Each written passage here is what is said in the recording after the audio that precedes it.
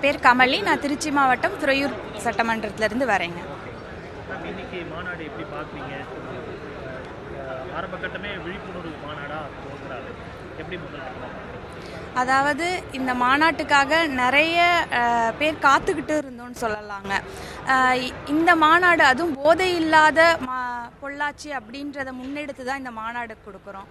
ஏன்னா தமிழகத்தில் இதுதான் இப்போ முக்கிய ஒரு காரணமாக இருக்குது.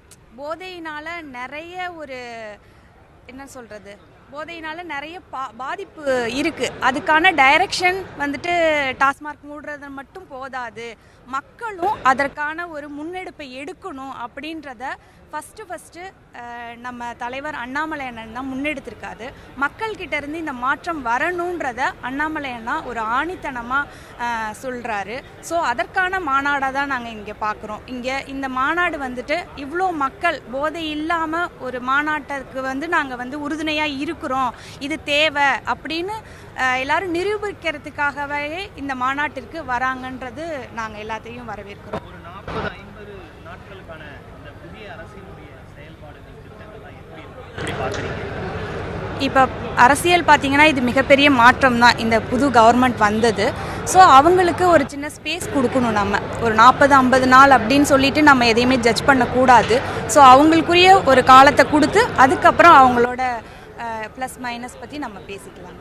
இன்னைக்கு ஈவினிங் நடத்தக்கூடிய ஸ்பீச்சில் வரக்கூடிய பை எலெக்ஷன்ஸ் அண்ட் தென் உள்ளாட்சி தேர்தல் அதெல்லாம் தலைவர் போட்டியிடணும்னு நினைக்கிறீங்களா?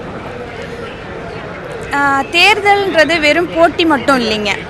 என்ன நமக்கு தேவை, அதை நம்ம எப்படி தீர்வு காணணும் அப்படின்ற ஒரு டைரக்ஷனோட ஒவ்வொருத்தரும் தேர்தலில் போட்டியிடணும்னு நினைக்கிறோங்க.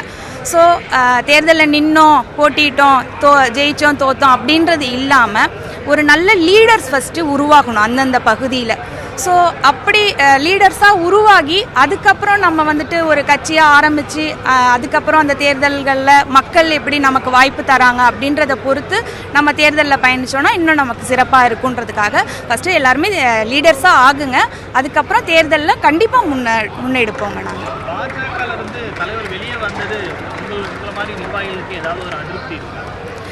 அதிருப்தி அப்படின்றத விட எங்களோட ஒரு தேடுதல்ங்க இது. ஏன்னா நாங்கள் பழைய கட்சிகள்லாம் வேண்டாம் அப்படின்றதுனால எங்களுக்கு இந்த மாதிரி ஒரு லீடர் வேணும் அப்படின்றதுக்காக தான் நாங்கள் அண்ணாமலை அண்ணனையே ஆதரித்தோம்.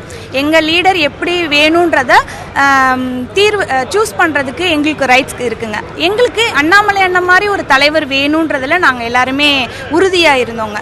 ஸோ இந்த தலைவர் எங்களுக்கு வேணும். ஸோ இவரோட வழிகாட்டுதல் படி நாங்கள் ஒரு அரசியல் பயணத்தில் பயணிக்கணும்னு நாங்கள் ஆசைப்படுறோங்க. 31 அதற்கான முயற்சியை கண்டிப்பாக எடுப்போம். அண்ணன் அண்ணாமலை வரதுக்கு நாங்கள் எல்லாருமே உறுதுணையாக இருப்போம். கண்டிப்பாக ஒரு 2031 அண்ணன் முதல்வராகிறதுக்கு ஒரு நல்ல வாய்ப்பு இருக்குங்க.